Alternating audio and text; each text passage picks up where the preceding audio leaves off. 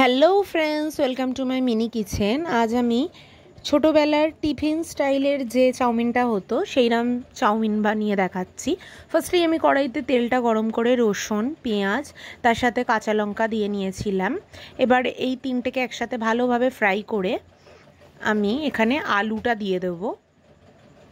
আলুটা দিয়ে ভালোভাবে নাড়াচাড়া করে দিয়ে এখানে আমি সামান্য নুন আর দিয়ে দেবো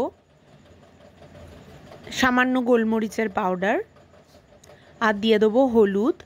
গোলমরিচটা যদি কেউ বেশি ঝাল না চান তাহলে কিন্তু স্কিপও করতে পারেন, এতে কোনো টেস্টের প্রবলেম হবে না।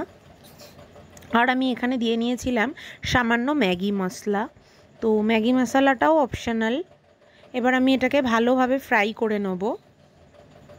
একটু ভালোভাবে ফ্রাই হয়ে গেলেই আমি কিন্তু সেদ্ধ করে রাখা চাউমিনটা এখানে অ্যাড করে দেবো।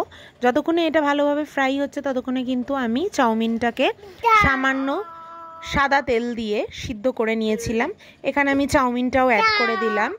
চাউমিনটা দেওয়ার পরে আমি সামান্য নুন দিয়ে দেবো, যাতে চাউমিনটাতেও ভালোভাবে নুনটা হয়ে যায়।